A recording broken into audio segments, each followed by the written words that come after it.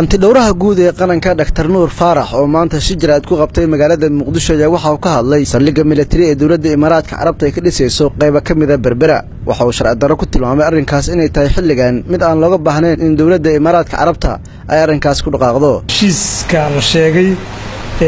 إن ميلتري بيس أو إمارات كلية هاي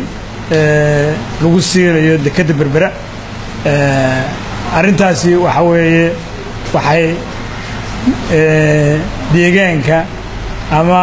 maxaa mandaqada ay ku keenaysaa culayskaas oo qayb ka ah nabadgelyo la'aan iyo xasarad iyo tii dhaqan dhaqaale sababtoo ah tusaale ahaan meesha ugu hooseysa reer saaxil dhibka soo gaaraya waxay tahay meeshaasi ma noqon doonto waxay noqon doontaa meel military man wax kale ka caagan dadkii ka shaqaysan jiray oo maalinlaha alyoomka ka heli jiray dhib baa ka soo gaaraya guud ahaan reer Somaliland dhib baa soo gaaraya dhammaan ummadda Soomaaliyeed meel walba joogto dhib baa soo gaaraya xaalad abuur iyo xasaradna uma baahna mandaqadu waxa weeye shalay waxay ahayd DB Wall maanta waxa weeye waa military base waxaan halkan rabnaa shirkan jiraahid inagoo ka faa'iideysanayna in aan u jeedino eedayn iyo in ay ka waantoodo dawladda Imaaraadku kala qaybinta kala qoqobka iyo xasarad oogista ay ku wado geeyiga Soomaalida guud ahaan gaar ahaan berbere hadda waxa weeye waa markii labaad oo heshiis gacan ku rimis ah oo hoteelada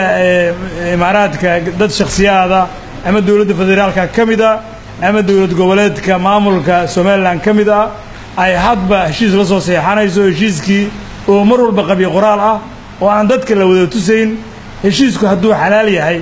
ma heshiisku dhameystiran la publish gareeyo dadka la tuso ay qusayso maxaa buuq iyo qaylo iyo sawaxan loo sameeyay maxaa keenay in ummadda Soomaaliyeed meel walba ay joogtaba muxuu dhib iyo xasarad intay ku filan way soo heshay hantideeda ma guurtada ah iyo dhaqaalaheeda in la cuuriyaamiyo Imaaraadku si ay dhaqaalahooda u kabco ayay waxay sameeyaan dhaqaalahan cuuriyaaminayaan ummadda Soomaaliyeed oo leh dekado iyo airport balaaran waxa cajiib ah in dawladdii aanu saaxiibka ahayn ay Soomaaliya dhib ku hayso Imaaraadku waxaan doonaynaa inay ka waantoodo heshiisyadan gacan ku rimiskaan ay ka dayso oo mar walba duulaanka qaawan Soomaaliya ku soo qaadayso محمد حسين أحمد بلشة TV مقدشو.